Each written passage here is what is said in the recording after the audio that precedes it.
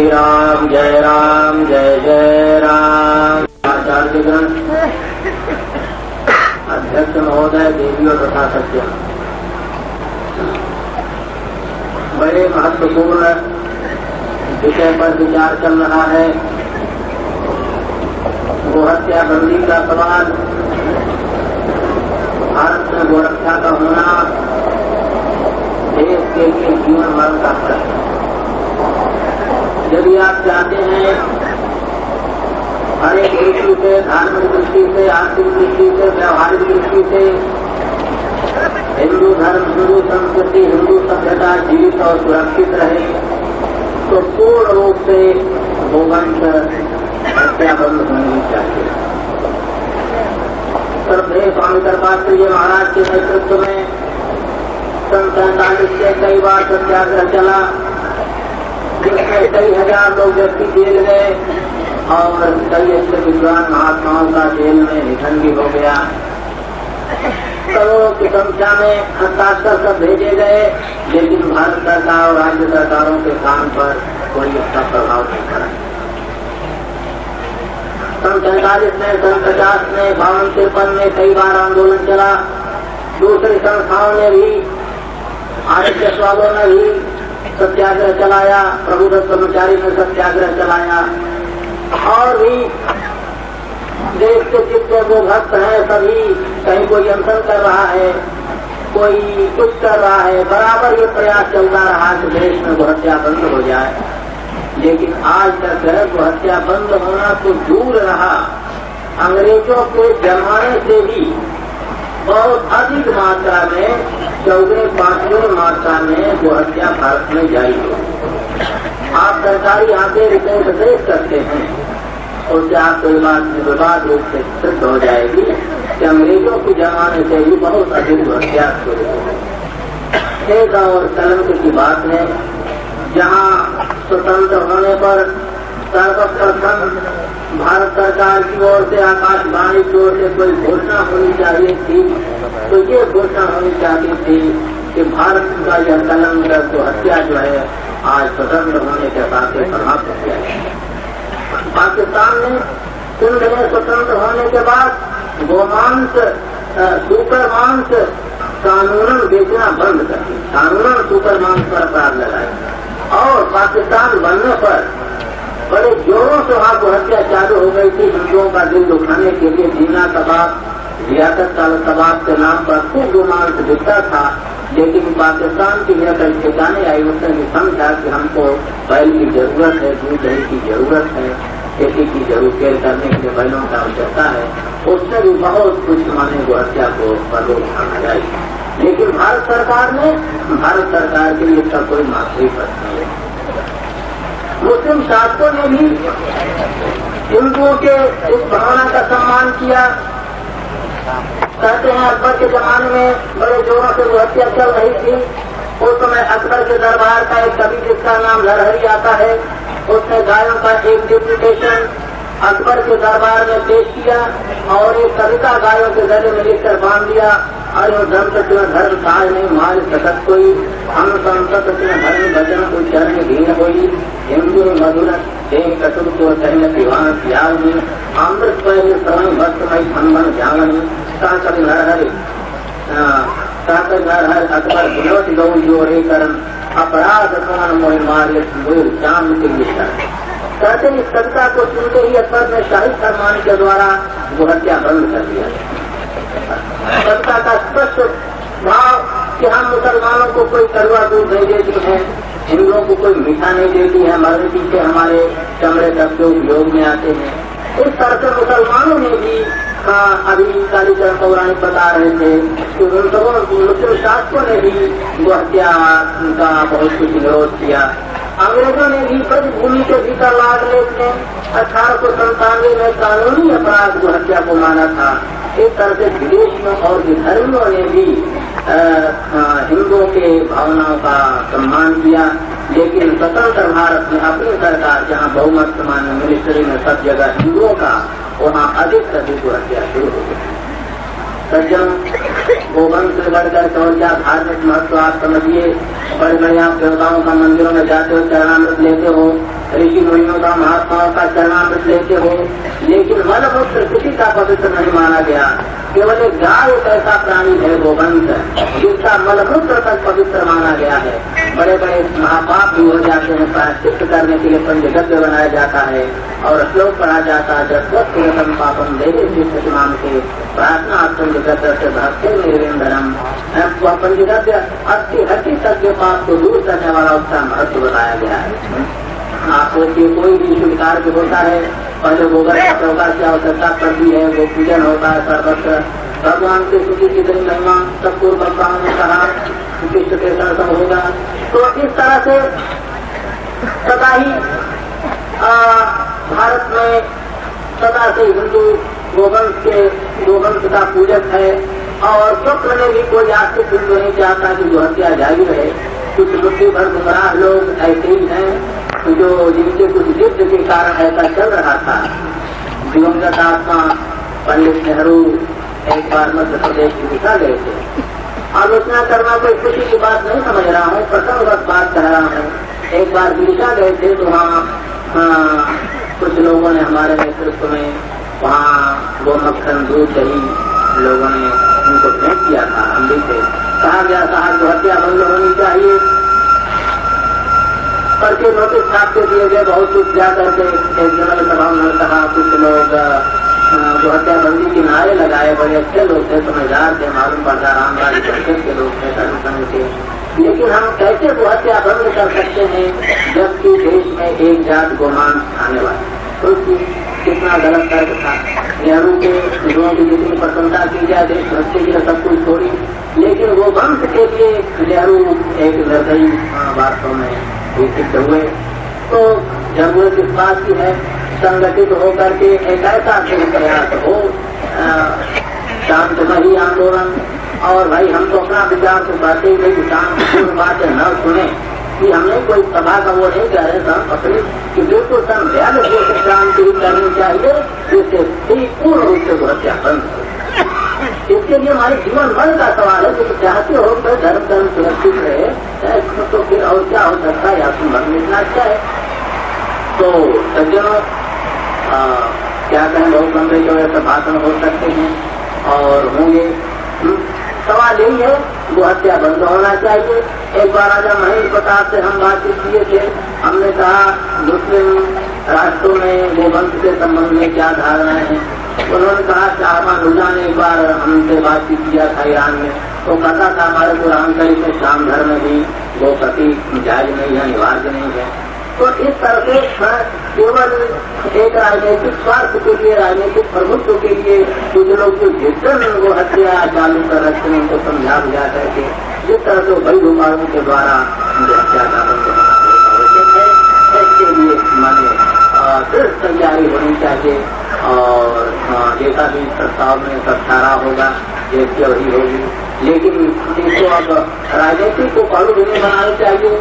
बहुत से संस्थाएं जनसंघ वगैरह, हिंदू सभा वगैरह जो है अवसर पर जब चुनाव का प्रश्न आता है कहीं हत्या बंदी की वो आवाज नारा लगाते हैं, लोग समझते हैं कि वो वोट लेने का साधन मान लिए हैं।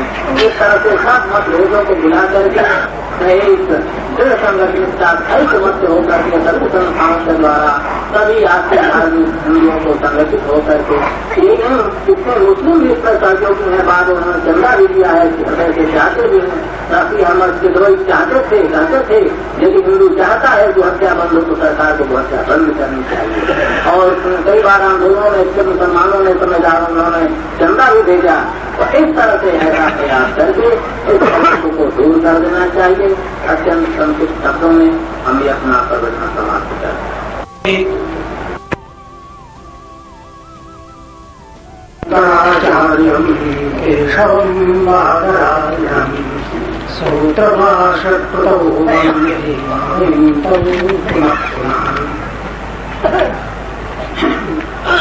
बहनों और भाइयों, मैं गुजरात में से आता हूँ, मेरी मातृभाषा गुजराती है।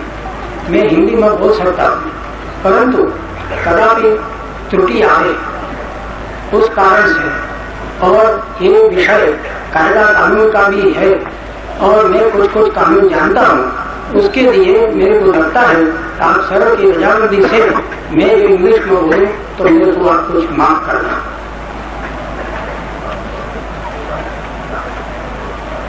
योर होलीनेसेस श्रीमद जगद्गुरु द्वारका पीठाधीश्वर श्री पुरी पीठाधीश्वर श्री ज्योतिर्मठ पीठाधीश्वर, ladies and gentlemen, we all know that cow killing is very sacred to us all Hindus. It must be prohibited. And all over the country there is a great cry for stopping this slaughter of cows. For that, I think instead of beseeching the government all the while, which does not heed, we should take this matter in our own hands. And that was how it was done in Saurashtra when I was legal remembrance of there. At that time, Sri Devarbhai was the chief minister. He belongs to the Congress, and yet he asked me to prepare a legislation because I was legal remembrance of them. He asked me to prepare a legislation which stops this cow slaughter. I was so much pleased that a leading congressman asked me to prepare such a legislation, and I think most of the Congress people desire that cow slaughter must be prohibited. But they are unable to give out their voice in their party. But if such a strong agitation is made, perhaps some of them may be converted and may themselves lead this question in their own party. The point is this: we want the government to make a legislation to prohibit cow slaughter. And you know that there is a law, Animal Preservation Act, by which any slaughter of any of animals outside the slaughterhouse is altogether prohibited. So no cow can be killed outside the slaughterhouse, that is certain. If anybody kills, it is an offence. Similarly, there is a provision in the law that no animal which yields milk can be slaughtered, shall be slaughtered outside or even inside any of the house or slaughterhouse or any of the premises of anybody. That is, no milch cattle shall be slaughtered. That means a cow which gives milk cannot be slaughtered by law.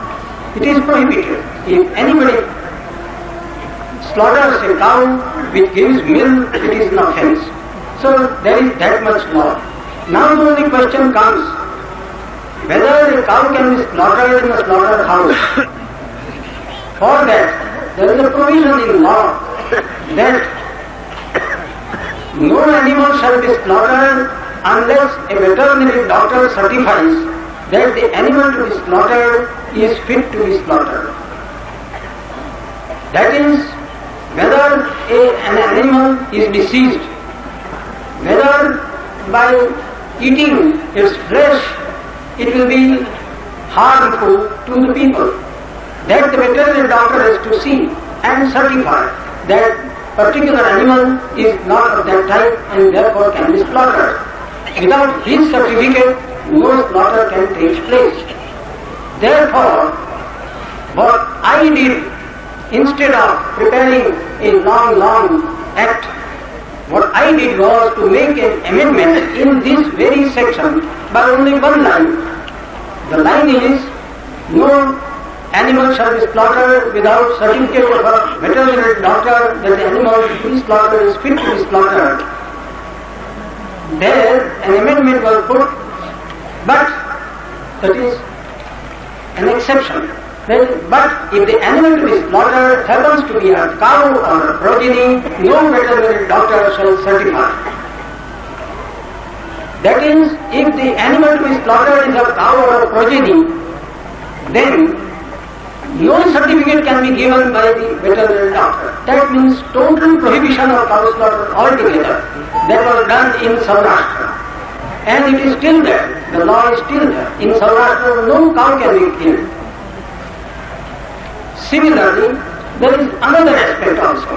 So, if any of our members in Parliament, either belonging to the Ram Rajya Parishad or the Hindu Mahasabha, prepares such an amendment to the law and brings a bill before the Parliament, he must agitate and convert people of the Congress party to this side, and then only, if majority of the votes can be obtained, then it is possible to get such a legislation made very easily. Then another aspect is there, that cows are killed in slaughterhouses, not outside. And who allows these slaughterhouses? Not the government, it is the municipalities. The municipalities give licenses for slaughterhouses. If the municipality, if any particular municipality stops the slaughter or stops giving license, no slaughterhouse can be maintained in the province or in the jurisdiction of the municipality. There have been such municipalities in Bihar, in Mathura, and in such other places where the municipality does not give license for slaughterhouses, and thereby also the cow slaughter is prohibited there. Similarly, we should make an agitation while election of municipal members is to be made, that if a particular member tells his voters that he will give a vote to the municipality not to give license to create a slaughterhouse, then only he should be elected, otherwise not. It is in the hands of us voters to give vote only to such persons who are in favor of prohibition of giving licenses. If in this way our own members are persuaded, then there will be no majority in the municipality to allow licenses to slaughterhouses. Therefore, I request all of you gentlemen to agitate whenever there is any election of any municipal members to be made, that if that particular member accepts the principle of not giving any license, then I think within a short time the slaughterhouses can be prohibited. So my request is both either to bring in, there is an act, there is no doubt that there is an act, there is Animal Preservation Act, only it requires a small amendment. For that we should agitate. Our own some parliament member must bring such an amendment act before the bill before the parliament and convert people or the members to his side. And on another side, people should take this matter on their own hands and should not vote any member for municipality who does not accept this principle of not giving licenses for slaughterhouses. If no licenses are given, there will be no slaughterhouses and no slaughter cows. This much my views I place before the people as a lawyer and as a person coming from Gujarat side, which is altogether in favor of prohibition of cow slaughter. I belong to the Baroda state, and the Baroda state has totally prohibited cow slaughter. The Maharaja Baroda was Go Brahmana protector. Therefore, not even slaughter, but no cow could be auctioned off in execution of decrees. No cow. Supposing a cow is attached, then no cow could be attached and no cow could be sold to a person who takes this profession of slaughtering. If any such person comes forward to purchase a cow in auction, then the auction should be stopped. The judiciary was asked not to proceed further with the execution and thereby save the cow. That was not. But therefore I say that it is in our hands to make agitation both in Parliament and also outside in municipalities, thereby we can easily bring this stoppage of slaughter of cows within a short time. Thank you. गोरक्षा अभियान सम्मेलन अनुरोध करता है कि वर्तमान देशव्यापी अन्न संकट और महंगाई का मूल कारण गोहत्या है। कारण यह है कि सरकारी आंकड़े हमको बताते हैं, उनके अनुसार वर्तमान समय में 85 करोड़ मण दूध और 1.5 करोड़ मण घी की जो कमी हो गई है, ये स्वाभाविक है कि दूध और घी के न मिलने के कारण ही अन्न अधिक खाया जाता है। यदि आज इतना दूध और घी मिलता तो ये अन्न संकट का कभी अवसर ही प्राप्त न होता और इतनी महंगाई जो हो गई है ये कभी हमको देखने को न मिलती। और साथ में ये भी बात है कि इसके साथ साथ खाद और की कमी भी हुई है, बैलों की भी कमी हुई है, और ये एक भारी कमी है जो कि हमारे देश के धन में आई है और हमारे देश को हानि पहुंचा रही है। अतः ये सम्मेलन नए बनने वाले जितने बुच्चड़खाने हैं, 4 जो कि बम्बे, दिल्ली, मद्रास इत्यादि में बन रहे हैं, उनको रोकने के लिए कि न बना जाए, सरकार से ये पक्का ये विरोध करता हुआ इनका किसान संघों का दृढ़ता से इसका विरोध करता है और सरकार से मांग करता है कि इनको बंद कर दिया जाए। और इस संबंध में श्री शेर जी भी आगे कहेंगे, मैं अधिक नहीं कहना। परम पूज्य जगत गुरु शंकराचार्य जी महाराज, परम पूज्य कल्पात्री जी महाराज, संत मुनि आज विद्वद्गणों के चरणों में प्रणाम करता हूँ और आप सभी नगर निवासी नागरिक यहाँ उपस्थित है, उन्हीं के चरणों में भी प्रणाम करता हूँ। गौ माता के उपयोगिता और उसकी महत्वता के ऊपर तो कुछ कहना नहीं है, सब लोग जानते भी है। यहाँ तक भी कहा गया है करके कि देवी देवता उसमें निवास करते हैं। ये तो हमारे शास्त्रों की बात है। अभी यूरोप के अंदर में गौ माता के दूध का रिसर्च वैज्ञानिक लोगों ने किया, जिसके अंदर में वो लोग कहते हैं कि इस और दूसरे दूधों में, दूसरे जानवरों के दूधों के अंदर में संख्या की मात्रा पाई जाती है। इस दूध में बिल्कुल ही संख्या की मात्रा नहीं पाई जाती है। ये अभी हाल में वैज्ञानिकों का रिसर्च है। इसलिए हमारा जो शास्त्रीय प्रमाण है वो रिसर्च किया हुआ है। इसकी उपयोगिता दूध घी की जो उपयोगिता भगवान ने बतलाई, हमारे ऋषियों ने बतलाई, मानवता के कल्याण के लिए बतलाई, वो सब तो है ही। लेकिन इसके बाद में भी ये जो गौ माता की संतान के जरिए ही तो सारा अन्न भारत में पैदा होता है। आज तो कुछ ये ट्रैक्टर आए हैं, वो कितने आए हैं मामूली, उसके मूल सिद्धांत को सारी संस्कृति को नष्ट करना है। आप गंभीरता से देखेंगे तो ये सब काट कर खाने का इनका प्लान है और ये ट्रैक्टर खड़ा करके वही भौतिक बाद में चला जाने का इनका प्लान है।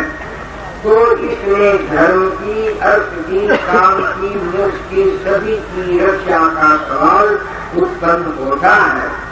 और ये सवाल उत्पन्न नहीं होता है, हम जिस माता का दूध पी करके और हमारी संतान वृद्धि करती है और उसका तमाम मनुष्य जाति, हमारे भारत की तमाम मनुष्यता उसके उत्पन्न हुए नाद से हम जीवित रहते हैं। तो ये कृतज्ञता और कृतज्ञता का सवाल भी हमारे ऊपर पैदा होता है। तो ये बड़ी भारी विषमता की बात है। तो अब सवाल तो ये है कि ये आखिर में बंद कैसे हो, ये गो हत्या बंद कैसे हो। घी मिलना बंद हो गया, दूध मिलना भी बंद हो गया और कितनी बातें होगी खराबी की, वो तो नजर सैंपल नजर आ रहे हैं आपके सामने। जो कितने शहरों के अंदर में अनाज के बारे में ये जो लूटपाट हो रही है, अनाज भी नहीं मिलता है आज खाने के लिए। अमेरिका से 46 करोड़ मन और 43 करोड़ अमेरिका से 3-4 करोड़ और दूसरे मुल्कों से इन 6 महीना के अंदर में अनाज इम्पोर्ट हुआ है। वो जुलाई से चला था तो फरवरी तक आएगा। इस पर भी लोगों की भूख को मिट्टी में सारे राजस्थान क्या सारे भारत में क्या केरला में भी अभी तक चल रही है। यहाँ से चावल जा रहा है पंजाब से उधर तमाम लोग कितना भयंकर बात है, ये शंकर है, ये सब प्रायश्चित है, ये तमाम ऋषि मुनियों का और हजारों वर्षों का रिसर्च स्टेटमेंट लोकमान सरकार सब लोगों का गांधी जी सरकार सब लोगों का कहा हुआ कि ये हमारा प्लान होते ही इनका विश्वास दिलाया गया था प्लान के अंदर में उस आंदोलन में कि हमारा राज्य होते ही प्लान होते ही ये पहले को 15 मिनट में बंद कर देंगे। 15 मिनट को लग गया, 15-17 वर्ष बीत गया और आज भी छूटी नहीं। यदि मुनि जी ने कहा कि अंग्रेजी राज से ज्यादा हत्या हो रही, ये बात ठीक है। तो ये भयंकर अवस्था ये चल रही है, ये असल में बंद कैसे होगी? सवाल तो ये है। पूज्य कल्पात्री जी महाराज एक अभी विनोबा जी भी कलकत्ता में आए थे, कुछ ही महीने हुए। हम लोग एक डेपुटेशन लेकर उनके पास गए थे कि इस विषय में भी आप बंगाल के अंदर में कुछ बोलिए। तो उन्होंने एक दफे को कहा, हम कई दफे बोल चुके, हमने कहा एक दफे फिर बोलिए, ये बंगाल है, यहाँ स्लोटर हाउस सारे भारत का बन गया है ये, तो यहाँ बड़ी आवश्यकता है। तो उन्होंने कहा हम बोलेंगे। श्रीमंत लोग और भी कई क्यों गए थे उसमें डेपुटेशन में, तो 3 रोज बाद ही जब 4 बंगालियों की मीटिंग थी, उसमें बड़ी सुंदर स्टेटमेंट उन्होंने की जो आज तक की शायद भी किसी ने की होगी। उस स्टेटमेंट की हमने कापियां छपाकर पूरी हिंदी और अंग्रेजी के अंदर में और तमाम पार्लियामेंट के मेंबरों को मेरी विधानसभा के लोगों को भी सारे भाषण भेजी। हिंदी की मिली नहीं, अब आती दफे में 10-5 कापी मुझे मिली अंग्रेजी की, मैं ले आया हूँ जो जगत गुरु शंकराचार्य जी को उनको अभी दे देना। तो कहने का मतलब इतना नीचे लेटेस्ट में भी यदि विनोबा जी जैसे भी महान पुरुष भी इस विषय में आर्थिक धार्मिक सभी रकम से इनकी महत्वता बताई और कहा कि ये तो बंद होना ही चाहिए, नहीं तो बड़ा भारी देश को नुकसान होगा। ये सब चारों में से बोलते हैं सारी हिंदू जाति, सारी स्कूल आदमी, कितने बड़े बड़े विद्वान, कितने बड़े बड़े आचार्य, कितने बड़े बड़े धर्मावलंबी, बड़े बड़े लोग और सभी की भावना, और ये फिर बंद नहीं होती। बड़ी आश्चर्य की बात है। आज तो भोजनों पर राज होता है, जब काम आता है तब वहीं जाकर सब भूल जाते हैं। लोग शीतलता आ गई चारों में, ये क्या कारण है, कहाँ खोट है, ये सब देखना होगा। ये बड़ा भारी घुसकर इसके भीतर में निरंतर खोज करनी होगी। ये बात इतने सारी को आदमियों की भावना और उसमें ये सेक्युलरिज्म के नाम पर ये कोई सेक्युलरिज्म का क्या अर्थ है, जहाँ 10-15-20% आदमी चाहे सो और बहु बड़े भारी मत के ऊपर अपनी गलत मत को विभाग सकते हैं और उसकी रक्षा सरकार करती है फोटो के लालच में। और सारे हिंदू संस्कृति को एक दफे में तो आप कह देंगे हमारे प्रधानमंत्री जी शास्त्री जी कर सकते हैं, अभी आए थे और पंडितों की सभा थी, बड़े बड़े पंडित थे और वो तो काश्मीर से जाकर आए थे। बाद में कोई प्रधानमंत्री हुए, अपने करने के भीतर थे और काश्मीर से जाकर आए। तो आकर पंडितों ने मुझे भी कहा कि आपको भी कुछ बोलना है उस सभा में। तो मैं जाकर कहा कि मैं तो बोलूंगा तो गो रक्षा के बारे में नहीं बोलूंगा। तो उन्होंने कहा बोलिए आप अपनी ऊंचा। तो मुझे एक और भी सभा में एक पिछाई करना था, बीकानेर महाराज आए थे, वहाँ से काम पूरा कर मैं गया तो सभा जोर शोर से चल रही थी। लेकिन शास्त्री जी का भाषण शुरू नहीं हुआ था, मैं जाकर बैठ गया और उनका भाषण शुरू हुआ। पूरा सुना भाषण, हिंदू धर्म का, सनातन धर्म का उन्होंने गीत भी गाया और कहा संस्कृत का सब जगह प्रचार होना चाहिए, सब कुछ ठीक होना चाहिए। काश्मीर में जाकर आया हूँ सर, और पंडितों की आशीर्वाद से मुझे सफलता मिल गई। ये शब्द भी उनका बड़ा अच्छा था। और जब उन्होंने भाषण खत्म करते ही कहा कि मैं तो जा रहा हूँ, मैं तो एक दूसरे मीटिंग में मुझे तुरंत ही जाना है इतना। वो कह इसके बीच में वही पंडित जी थे, आकर मुझे कान में कहा कि आप इस विषय में सभापति जी ने कहा है कि गोरक्षा के विषय में आप मत बोलिए। तो मैंने कहा मुझे बोलने का शौक नहीं। तो बोले अच्छा बोलिए। तो जैसे ही हड़बड़ाहट में वो देखे, वो टाइम भी नहीं थे, मैंने हड़बड़ाहट में उनको कहा आपको धन्यवाद है और आप ये ऐसे लोग आए, शास्त्री जी, नंदा जी आए और ये अब सवाल ये समय आ गया है कि ये हिंदू धर्म की, ये सनातन धर्म की, या ये आप जो ये सब संस्कृत की, ये सब ये एक ही सब हो सोचे एक आता है, इसमें एक गौ माता काफी, ये सब एक ही सिद्धांत है। तो समय आ गया है, अपना राज है, सब विषयों की रिसर्च है, ये तो तुरंत ही बंद हो जाना चाहिए। और मैंने बुराई करे शब्दों में भी हड़बड़ाहट की, उसने कहा अगर ये नहीं होगा तो इसका परिणाम भूमिकरण है और ये नेचर में दंड है और ये कृतज्ञता का सवाल है, ये भी कह दिया तो ये भोगना पड़ेगा। और इस तरह कह को आकर कर थोड़ा धन्यवाद देकर पंडितों की इच्छा की दिल्ली में कोई बनारसी की पुस्तकालय तो पुस्तकालय संस्कृत को उनको 5,000 का जिक्र कर दिया और वो उठकर चले गए और सभा खत्म हुई। सब लोगों के भीतर में हर्षा, जितने पंडित थे मैं गया और सबने मुझे बुरा धन्यवाद किया क्योंकि उनके मन में वो भावना थी, कोई नहीं कह सकता था। तो मेरे कहने का मतलब ये है कि आप ऐसी आशा रखते हो इस सरकार से वे आदमी भले है, इसमें शंका नहीं।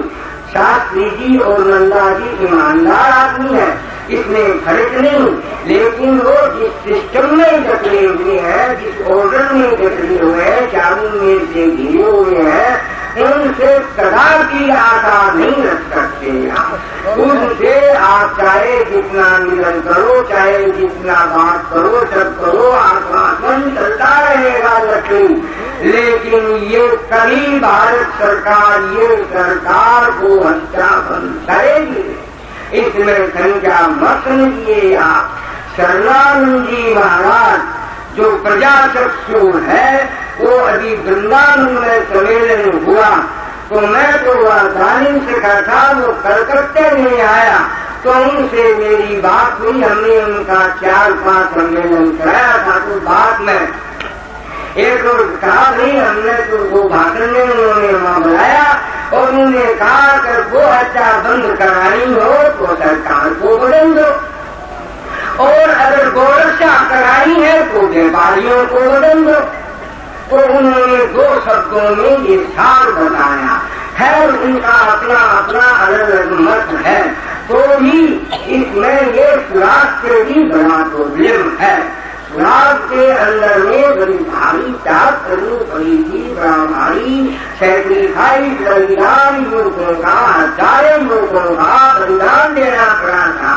आज उसका फल तो कोई दूसरी लोग भोगते हैं, लेकिन बलिदान इसी नगर के अंदर में हजारों दूसरों ने जलियांवाला बाग के अंदर में वो बलिदान दिया था। उस वक्त में अंग्रेजों का बाप उस गोलियों के शिकार होने से हजारों लोग और अंग्रेजों का बाप का घड़ा भर गया था और सब जाकर यहाँ के देश के लोगों का कॉन्शियसनेस हार्ट जल उठा और चारों ओर प्रेरणा से आंदोलन जोर भरा समाचारों में काम हुआ और तब जाकर के इंटरनेशनल सिचुएशन भी भाग्य के भरोसे ऐसा हुआ, सभी कारणों से देश में स्वराज तो हुआ, लेकिन स्वराज क्या, आज हम बड़ी अच्छी बात है, अगर ये स्वराज राम राज में परिणित हो जाए तो कितना आनंद है, स्वराज का कोई ठिकाना नहीं।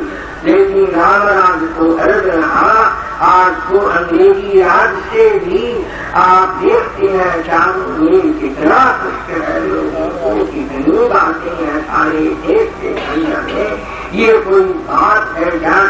ये तमाम देश से चारों मेल से कर्जा चल रहा है, वो कंस्ट्रक्शन देश का है नहीं भीतर के अंदर में, और ये बिहार का प्रोडक्शन होता नहीं, जनसंख्या बढ़ रही है, रात ब्रह्मचर्य दादी की जो मजबूती की ये हथियार में जा रहे हैं, देश की खाद्य पदार्थ बड़ी बड़ी चीजें जो पैदा होती है सब एक्सपोर्ट करते हैं, बदले में एरोप्लेन हथियार कलेक्शन करते हैं, चाइना आई देश की रक्षा करेंगे। अरे आखिर इन हथियारों को उठाएगा कौन? बोलो भोग भोगते रहो, इंजेक्शन देते रहो, संतान पैदा मत करो, भोगते रहो तो निर्भर हो जाएगी, उठाएगा कौन हथियारों को? वीर पैदा होंगे वही को हथियार उठाएंगे, वीर को जन्म से भी आश्रम चाहिए, ये सब ये तो सरकार को पसंद नहीं। अंडा खाओ, मछली खाओ, स्लोगन हाउस खोलो, ये सब से ये सरकार भारतीय संस्कृति का सुधार, कुछ अंधविश्वास उसमें आया है, चमत्कार आया है, वो तो विचार दिए, लेकिन भारत की संस्कृति बड़ी होती है, बड़े बड़े लोग ये कोई है, इसमें कोई समझा नहीं। तो कल महाराज ने बीच में मैं कह देता हूँ, कल जगत को आचार्य ने इस मार्केट की बात कही थी, लोगों की शर्त को बताया। लोग कहते हैं कि एडजस्ट करो, सोशलिज्म से करो, कम्युनिज्म से करो, फलाने से करो, दूसरों से करो, तो करें जिससे जिसमें सुख होगा उनका कहना ठीक। अरे करने की आवश्यकता ही नहीं है एडजस्ट, हाँ एडजस्ट की आवश्यकता है। सोचिए कोई बुद्धकर आया है क्या, समाजवाद कोई बुद्धकर आया है क्या, कम्युनिस्ट कोई बुद्धकर आया है कि हिंदू धर्म के अंदर में जो सोशलिज्म भरा है सुंदर, वो सारे जगत में नहीं है। उसने लिखा तुम श्रीमंत लोगों को कहा है तुम यज्ञ का शेष का भाग खाओ, जो कुछ बन से वो सब खाओ, तुम्हारा कोई ही नहीं है। लेकिन वो हुआ यहाँ कहाँ गड़बड़ हुई है, हुआ अप्लाई नहीं हुआ। उस वक्त के जमाने में जरूरत भी नहीं थी, आदमी थोड़े थे, संख्या थोड़ी थी और धर्मराज चलता था।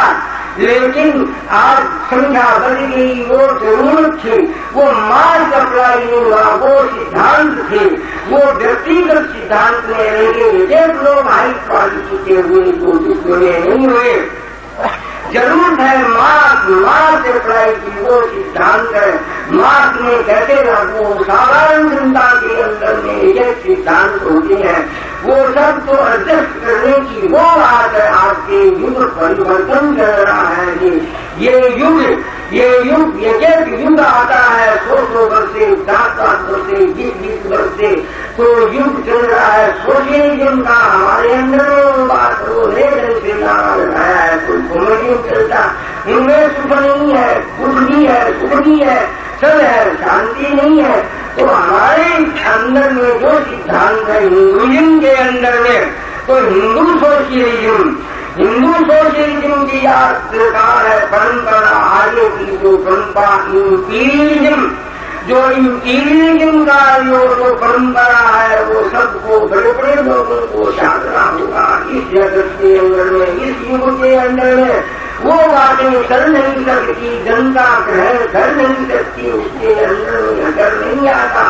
चाहे इनके भीतर में वो कितनी बातें हम सिद्धांतों की, धर्म की सोचने, लेकिन हमारा वो आदरण देखते हैं, हमारे श्रीमंतों का, व्यापारियों का आदरण देखते हैं, हम अंदर में जाते हैं, हमारे घर का आदरण, हमारा बर्ताव लोगों के साथ में आचार देखते हैं, धर्मगुरुओं का आचार देखते हैं, इंपीरियलिज्म ठाटवार देखें तो उनके हृदय में वो सब विश्वास उत्पन्न नहीं होता है, वहाँ तेज उत्पन्न नहीं होता है।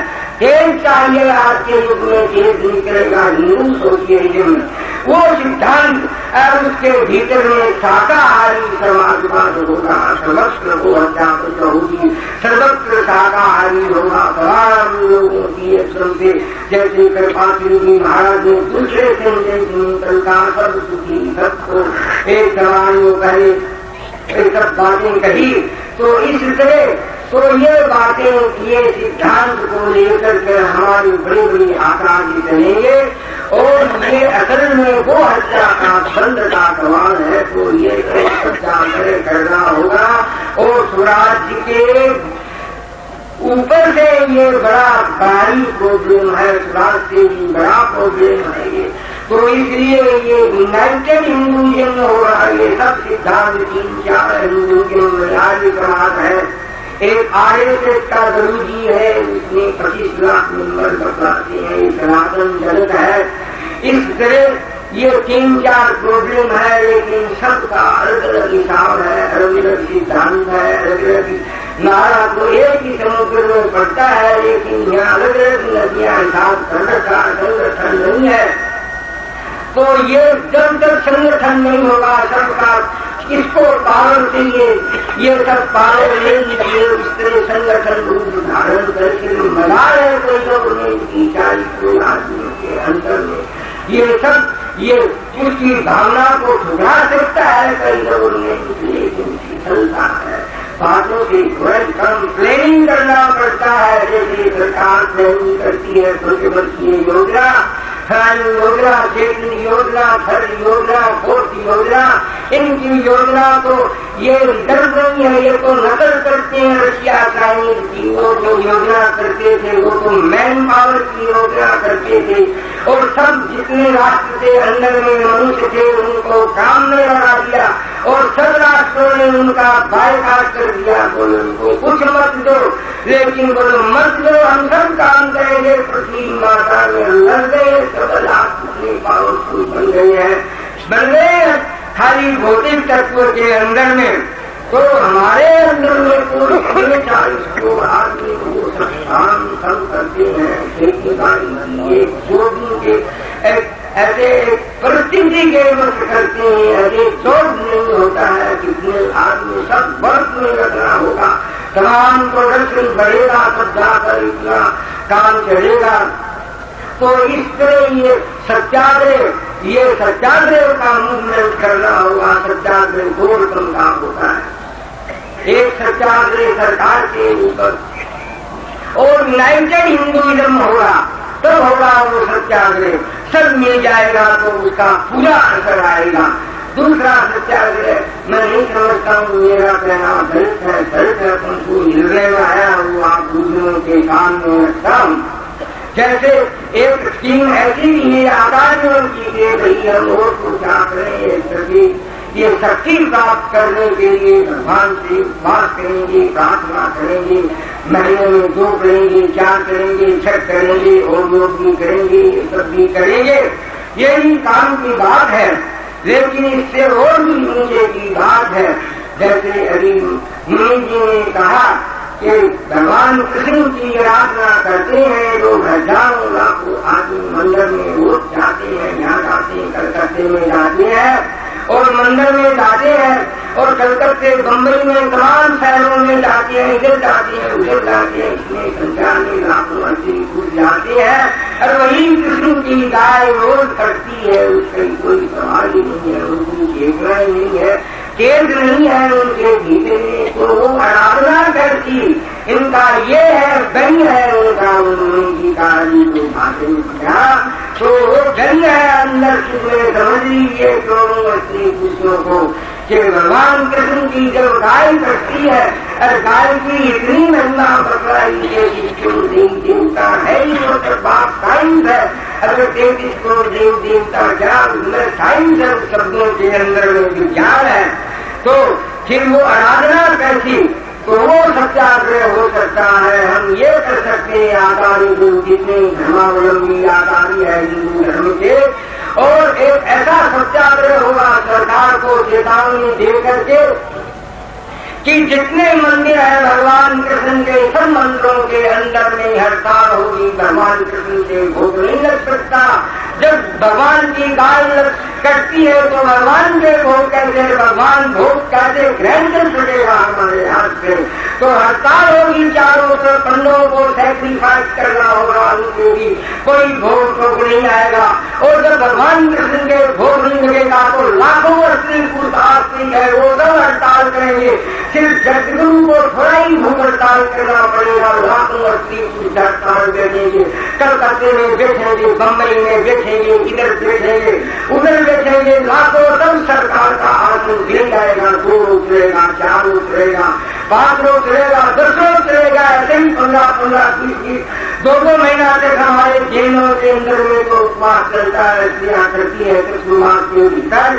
और फिर भगवान के निर्माण और गौ माता के निर्माण से अक्षर 15 रोज का उपवास तमाम भारत के शहरों में भगवान कृष्ण के अंदर में लाखों स्त्री पुरुष उपवास कर दिया। वो अपने ऊपर उपवास है, सरकार के ऊपर कोई निर्णय नहीं है। हम भगवान कृष्ण बोलता है कि हम तुम्हारे हाथ का भोग करके करेंगे जो गैया करती है, और ये सरकार नहीं मानती, हम भोग नहीं करते हैं तो लाखों स्त्री पुरुष करते हैं कि भगवान भोग नहीं करते तो हम ही भोग नहीं करती है, तो सरकार घबरा जाएगी, भोग चिपकाएगी। ये सब होना चाहिए अभी से प्लानिंग, ये सब इलेक्शन के पहले होना चाहिए, सब इसका आंकलन जुड़ेगा। और एक तो यह सरकार देने का रूप है, दूसरा रूप है 5 लाख आदमी जेल भेजना होगा, बम्बई कलकत्ता इधर उधर ये सब हिंदुइज्म सैक्रिफाइस त्याग करना होगा, राज्य के बाकी त्याग बलिदान करना होगा। बाकियों के काम नहीं, इसलिए तमाम शेखों को, श्रीमंतों को, ये धन श्रीमंत जो राजी हो रहे हैं आज धन के फंदे हैं, वो सब तुझे चारों में पकड़ धकड़ हो रही है। राजा गए, महाराजा गए, और शेख महाराजा के मारिदा गए, अंग्रेज के, और शेखों की बारी आ गई है, तीसरा है तो शेख जाइए, और नहीं तो ये सरकार शेखों को भी खत्म करने वाली है। और इसमें कोई बात नहीं है, जनता का युग है, जनता का राज आएगा, सर्वत्र हैप्पीनेस होगी। ये वैक्यूम ये सब जगह एक खरीदा, एक जगह तो करोड़ रुपया पड़ा है, खाने वाला नहीं है, शेख की हेल्थ खराब है, स्त्रियों का मुंडा धुलाया हुआ है, और एक तरफ लाखों हजारों आदमी भूखे मर रही है, हिसाब नहीं है, झूठा बढ़ता तो बढ़ जाकर सारा छूटने वाला नहीं है। मध्यम श्रेणी के लोगों का एक लड़की का शादी करे तो लड़कियां 20-25 वर्ष की बेटी है, जाओ 20,000 25,000 रुपया साधारण आदमी कहा से जाएगा। तो ये जो स्थिति भयंकर हो रही है, ये ठहरने वाली नहीं है, ये बड़ी गति से बदलने वाला है, क्रांति होने वाली है। तो गौ माता के निमित्त चेतना हो तो चेत जाओ, और नहीं तो लोग चिता देंगे। मैं ज्यादा समय नहीं ले सकते, जितना ही बहुत आदर पूर्वक महाराज श्रीमंत लोग, आचार्य देव सब लोग यहाँ एकत्रित है, संत मुनिराज बड़े बड़े अच्छे विद्युत गण जनता सब देखी है, उनके चरणों में सबको प्रणाम करके अपना स्थान ग्रहण करूंगा। आज के ये जो मंडल है, इस ये जो सम्मेलन किया उसने मेरा। आपने अनेक वक्ताओं के भाषण सुने और अध्यक्ष महोदय के भी भाषण सुने। ये आपको मालूम होना चाहिए कि अध्यक्ष जी हमारे जोगड़ जी केवल मात्र भाषण ही नहीं देते, वो स्वयं भी सत्याग्रह में सम्मिलित हुए, और कलकत्ता के सत्याग्रह में हमारे साथ जेल में रहे, और बहुत से सेठ साहूकार जमानत दे दे करके चले गए जेल से, लेकिन कोई जमानत की बात नहीं मानी और बराबर जेल में रहे, बड़ी खुशी से रहे। हम लोगों के साथ एक सामान्य जीवन था, उस प्रकार का अपना सामान्य जीवन व्यतीत करते रहे। और जब भी मौका होता है, अब भी इनका कहना है कि अगर होगा सत्याग्रह तो हम भी पहुंचेंगे, बिल्कुल आगे आएंगे। ये सदा सर्वदा इनका ऐसा भाव रहता है। तो कहने का अभिप्राय ये है कि जो केवल उपदेश करता है, करता नहीं, उसकी बातों का असर थोड़ा पड़ता है। जो जैसा स्वयं करता है वैसा कहता है, उसके कहने का असर दूसरा होता है।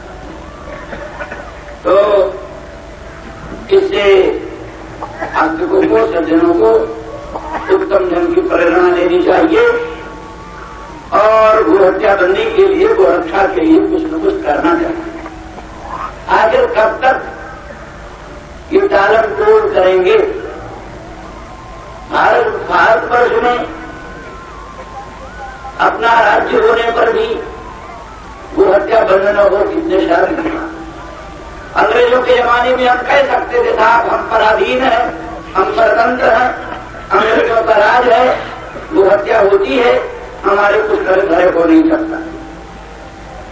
मुगल साम्राज्य में भी हम कह सकते हैं साहब मुगलों का राज था और हम पराधीन थे, परतंत्र थे, हम कुछ कर नहीं सकते थे, गोहत्या होती थी।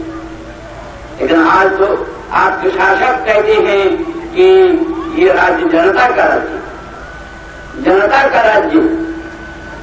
आज किसी एक राजा का राज्य नहीं, किसी विदेशी शासन का शासन नहीं, आज तो आपका अपना राज्य है। आप अपने बहुमत से जिसको एमएलए बनाते हैं, एमपी बनाते हैं, वही एमपी एमएलए बन सकते हैं, वही एमपी एमएलए जाकर सरकार बनाते हैं। तो आज सरकार कोई अच्छा काम करे तो उसका श्रेय भी आपको, आज कोई सरकार बुरा काम करे तो उसका भी उत्तरदायित्व तो आपका। जवाहरलाल इंग्लैंड के एक महान राजनीतिज्ञ थे, उनका कहना था स्वतंत्रता बड़ी अच्छी चीज, स्वतंत्रता बड़ी अच्छी चीज, परंतु अगर उस स्वतंत्रता के साथ उसकी सभी बहन सतर्कता रहे तो। अगर स्वतंत्रता की सभी बहन सतर्कता न रही, सतर्कता माने सावधानी, सतर्कता, स्वतंत्र हो लेकिन आप साथ ही साथ सतर्क हो, तब तो स्वतंत्रता कीमती। और अगर सतर्कता न रही, वो स्वतंत्रता मिल गई तो वो स्वतंत्रता अभिशाप है, वरदान नहीं। मैंने सतर्कता के बिना स्वाधीनता वरदान नहीं है, अभिशाप।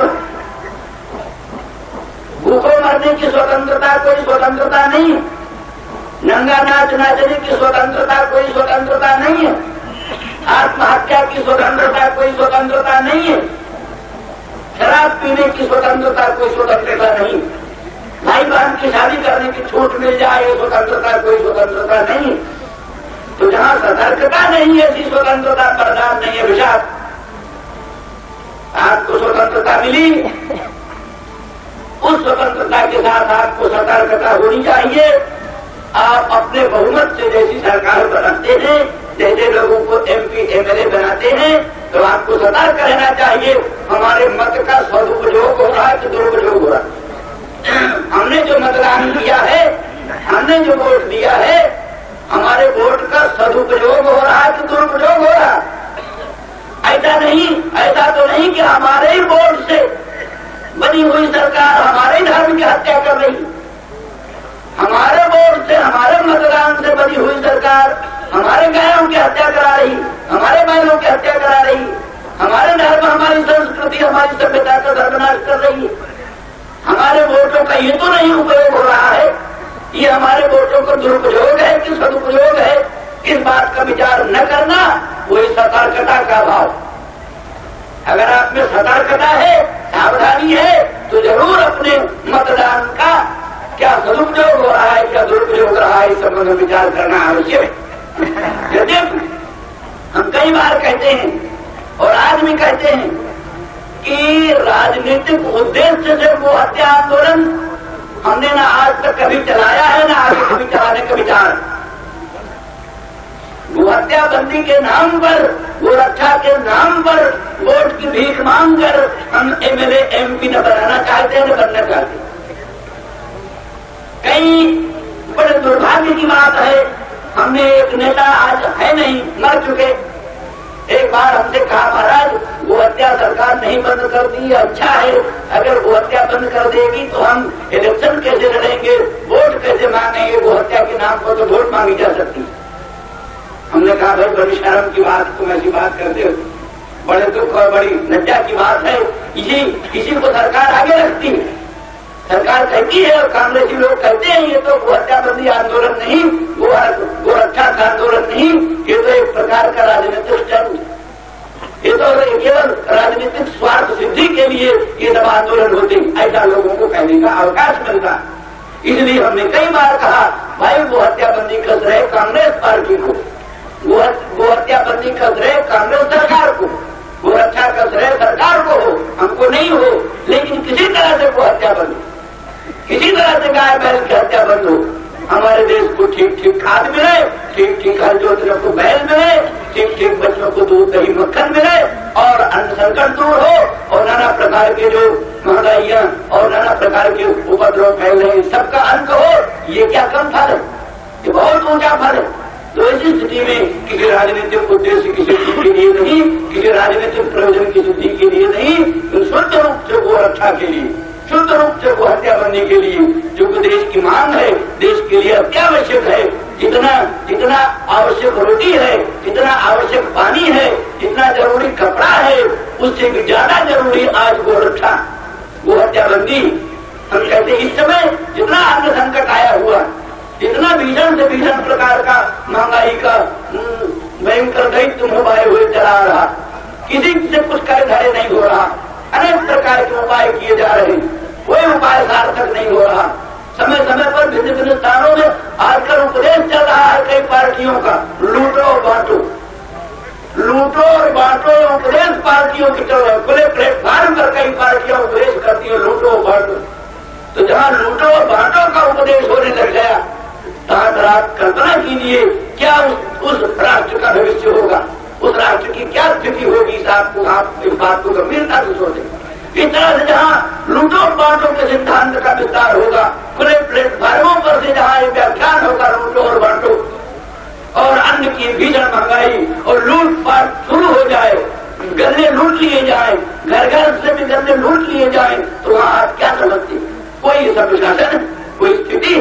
तो ऐसी परिस्थिति में इन सब बातों का दूसरा उपाय है भी नहीं, उपाय एक ही है कि जरूरी है, ये भी आवश्यक है कि हम सब दीनदार ईमानदार बने, सदाचारी बने, सच्चरित्र बने, क्योंकि बहुत सी बातें ये भी हैं कि अन्न की कमी न होने पर भी अन्न की कमी बनाई गई, माने अन्न की महंगाई, अन्न की कमी कुछ बनाई गई भी है, व्यापारियों ने बहुत सा धन छिपा लिया है, माने क्या ना भ्रष्टाचारी व्यापारी और भ्रष्टाचारी सरकारी कर्मचारी दोनों के साथ गांठ, भ्रष्टाचारी व्यापारी, भ्रष्टाचारी सरकारी कर्मचारी दोनों के साथ गांठ से ही अन्न की महंगाई बढ़ रही। हमको मालूम है दिल्ली में गेहूं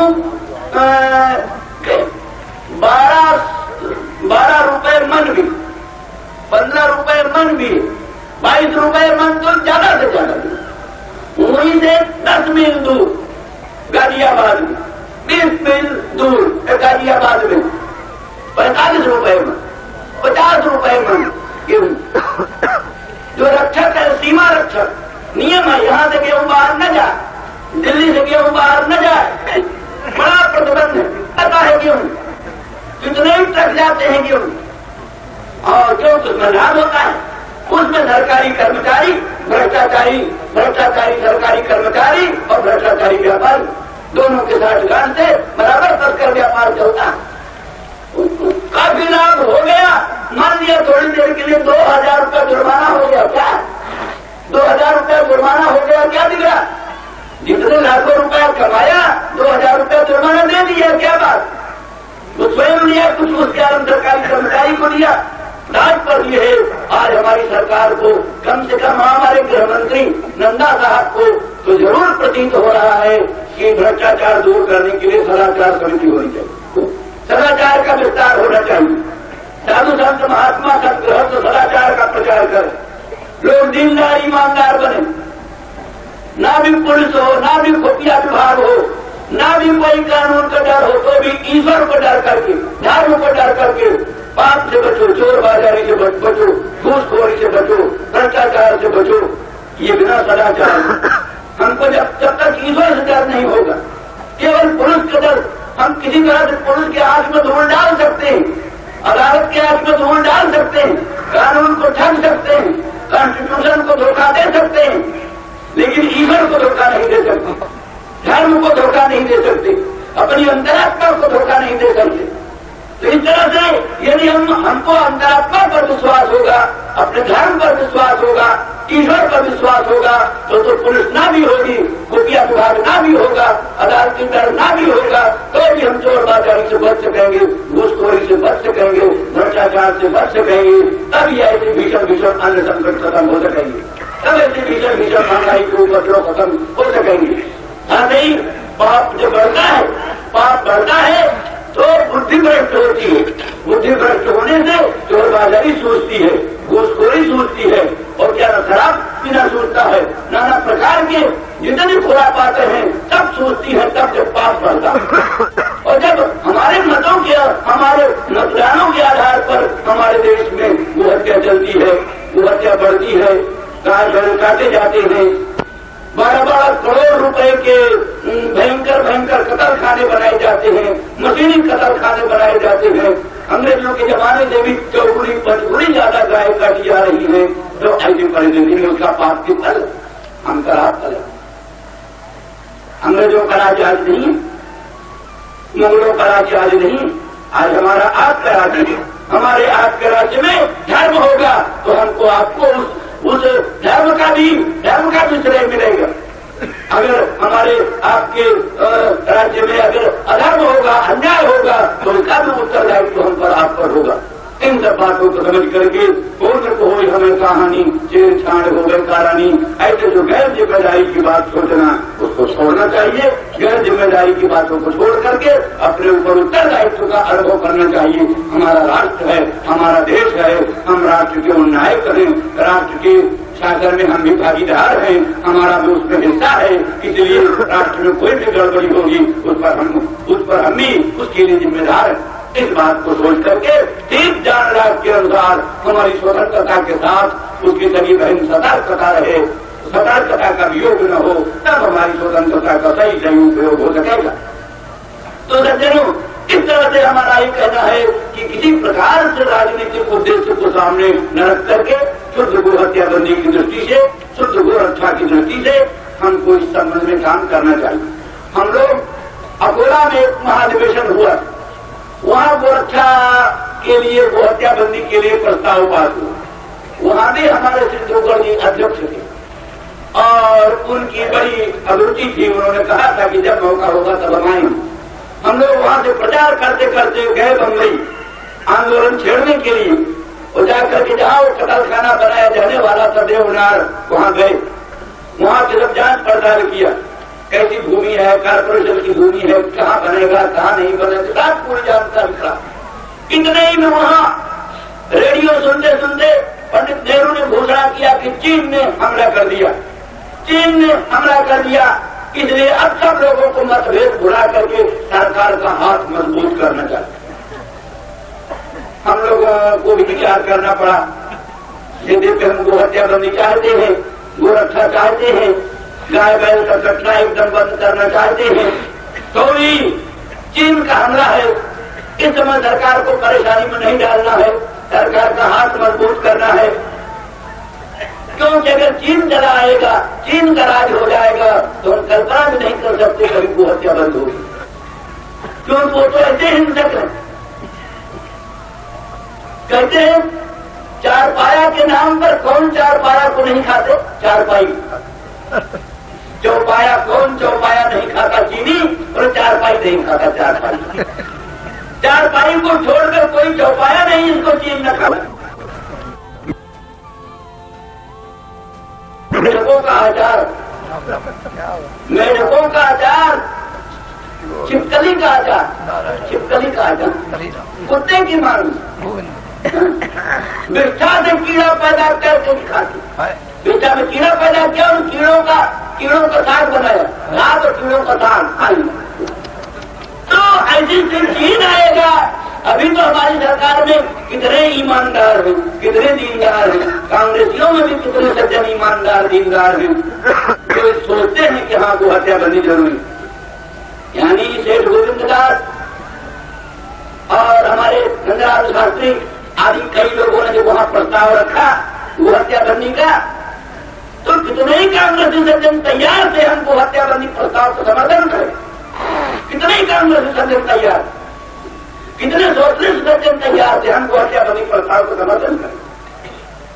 पर कांग्रेसी विप लगा, विप वो चाबुक होता है, नेता होता सचेतक, उसने सचेतक ने कहा खबरदार कोई कांग्रेसी अगर वो हत्याबंदी प्रस्ताव का समर्थन किया। पंडित नेहरू ने अपनी इस्तीफा की प्रस्ताव तान ली, अगर वो हत्याबंदी प्रस्ताव पास हुआ तो त्याग करें। अब तो जो कुछ हुआ, मेरे कहने का मतलब ये है कि हम कांग्रेसियों में बहुत से ऐसे सज्जन हैं जिनसे हम आशा करते हैं कि वो हत्याबंदी प्रस्ताव से समर्थन, लेकिन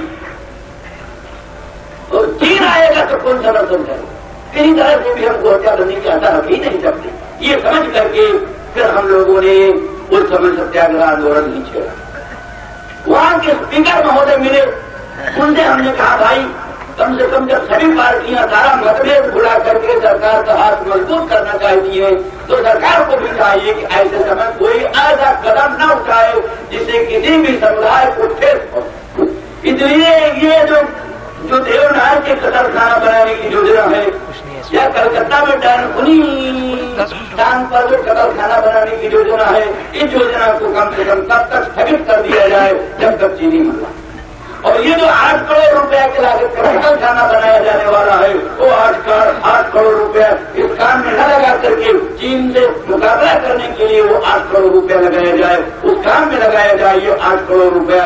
और इस रुपये को कतलखाना बनाने में नहीं लगाना चाहिए। तो इस तरह से उन्होंने बड़ी सहानुभूति प्रकट की, कहा हाँ ठीक है ऐसे ही होगा। ये सब होते हुए भी अंततः सरकार उस योजना को स्थगित कर दी।